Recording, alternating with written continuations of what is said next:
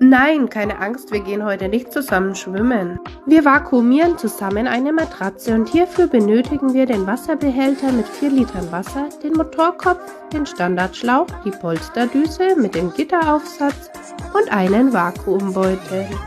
Alle Kraft zusammennehmen, die Matratze in den Beutel stecken, den Hühler zusammenbauen, die Polsterdüse mit dem Gitteraufsatz auf den Schlauch stecken, nun die Polsterdüse auf die Matratze auflegen, den Vakuumbeutel verschließen, mit der Hand gut abdichten, Hühler einschalten und abwarten.